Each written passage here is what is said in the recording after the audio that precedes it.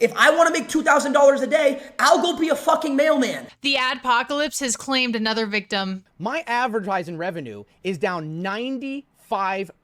And it's kind of like history is repeating itself, because if you remember back in 2017, YouTube went through its own adpocalypse with advertisers. And Twitch was only as good as its worst streamer. Twitch, for the longest time, says, push ads, push ads. You play more ads during your stream, you will make more money. Run more ads in October, November, December.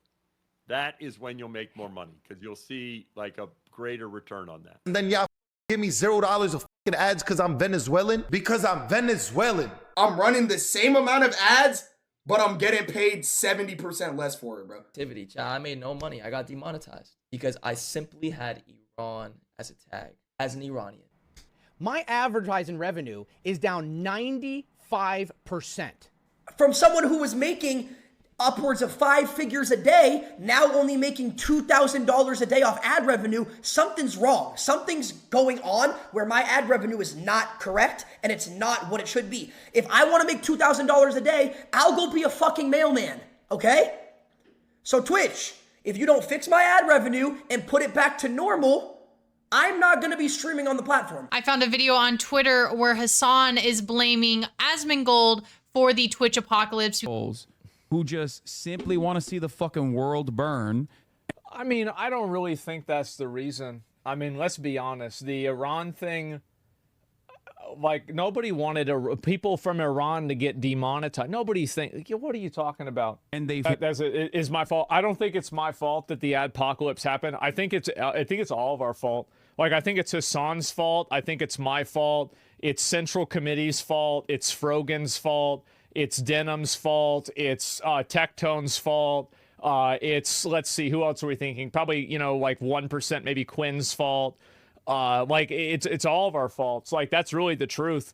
Like, I mean, nobody went and made you know, Frogan do like a tier list or a racial tier list. Nobody like, I didn't make her do that. I mean, I find it to be kind of flattering, right? That like now, you know, it's like my fault that all this is happening. But everybody knows, like, there's been a million bad things that have happened on Twitch, things people didn't get banned for, etc. That group, like, you know, I don't want to, like, say it's like a group of people, but it kind of is, of, like, Hassan, you know, like, Central Committee, Denims, Frogan, all of those people.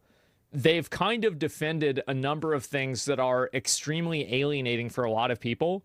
And I think that they've also defended a number of double standards and preferential treatment. Like, for example, like not getting banned for calling people crackers, or like the death threat thing only being like a 2 or 3 day ban.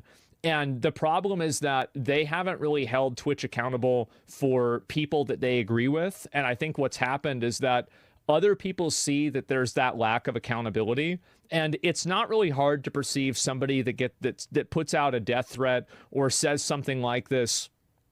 It's not that hard to see that a person like that is going to very clearly, you know, they should get in trouble. And so when you play defense for things that you shouldn't play defense for, you should expect that people are also going to play offense for things that they shouldn't play offense for, because you're defending something that's unreasonable. And I think that the current ad situation on Twitch is a result of a lot of hand waving, a lot of intellectual dishonesty that I think people have just become tired of. And now you see people bringing it up all the time because there's nothing else that they can do. They've tried to complain to Twitch. Twitch doesn't listen, and people think it's unfair. So I don't really think it's my fault specifically. I do think that some of the Adpocalypse stuff is my fault, and you're welcome. Yeah, you're welcome. That's what happened. Too bad. And it's Twitch's fault, period. Yeah, it would have never escalated like this if people had held each other accountable and not tried to come up with excuses for bad behavior. But what's happened instead is that people have tried really hard on Twitch to come up with reasons why being racist or being wrong or saying bad stuff like this is acceptable. It's not acceptable. It never was acceptable. And I think everybody can see the double standard. And the difference with that is that, and I want to tell you guys, like, this is something that I also practice. Like, I said something stupid about, like, the whole Palestine thing. Remember that? Like, that was not a good day. And I got suspended for 2 weeks because of that. Not once have I said publicly that I didn't deserve that. I completely took accountability for that. I said, I fucked up. I should have said it in a different way. What I said could have easily been interpreted in the wrong way. I made a mistake. And so the issue is that people are not taking accountability for the bad things that they're doing, and they're trying to pretend like they're not bad. That's the reason why this is happening. That's why people are pushing the advertisers so hard, is because these people refuse to self-regulate. They refuse to do it. They need to stop playing defense for each other when one person does something that's clearly indefensible. And if you do something that should get you banned, you can't just keep defending people or expecting other people to defend you because you align with them politically or socially or you're friends with them. That's why the ad situation has happened. And I want to say, this is what I think really happened, is that I got suspended and everybody said, good, he got suspended, he broke the rules, he got in trouble. That's what happens. You break the rules, you get in trouble. Here's the problem, is that after I got in trouble, it provided a massive contextualization of all of the other people who didn't get in trouble. So is it really my fault for the decisions that Twitch has made? Because if it had never happened, if all of these other people had gotten suspended as soon as they said something, we would never be having this conversation. Because the entire issue is that people break the terms of service, people say things that are hateful and destructive, and there's no accountability for it.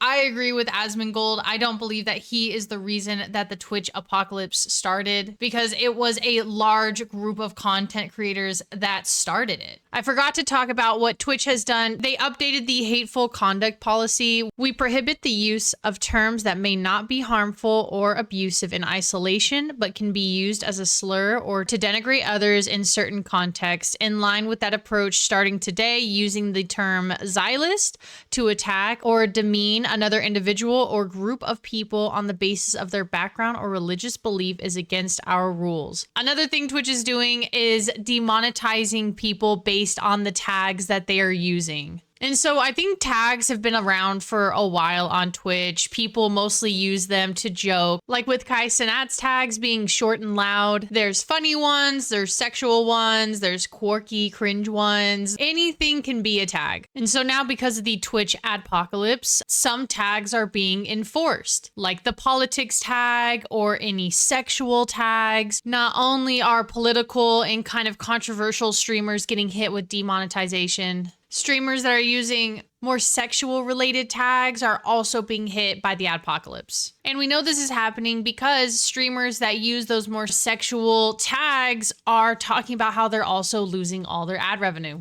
So it's starting from 16th of October, like suddenly the audience had like, okay, no more sexy streamers. We cut them off like that.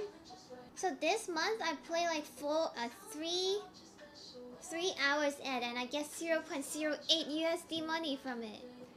And that's wild. For 3 hours of ad, she got 8 cents. At that point, 3 hours for 8 cents, I would never run a single ad on my stream ever. But that's just how bad this adpocalypse is affecting its creators that kind of stray that line of more critical content, sexual content. So I think we're going to see a big change of where these creators, if they're willing to follow the new like terms of service that Twitch is rolling out, or do you think we're going to see a mass exodus of these kind of more political streamers, sexy streamers going to Kick? All that has is gambling and view botting, but they do have a really good split combo. And now because you can live stream on X, I've been seeing a lot of people on there and they have crazy numbers compared to like what their Twitch or Kick stream would be. Are you going to be a part of the under 2000 club on Discord?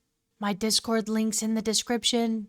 It's where I chat with everybody, and if you ever want to tell me about a video idea or if you want to hang out, because I also game, that's where the live streams are, a lot of gaming. So if you like that stuff, you know, just subscribe, and I really appreciate you, and I hope you're having a great day, guys. Now that we've gone over all that information, like, what do you think is truly going to happen with Twitch? Do you think they're going to be able to change and stop all the favoritism? Or do you think we're in for the long run and we're going to see a lot of angry Twitch streamers threatening to leave Twitch for Kick because over there they can do whatever they want, but then they also have the reputation of being a Kick streamer? If you've made it this far into the video, thank you so much. I hope you enjoyed the video, and I'll see you for the next one. Bye, guys.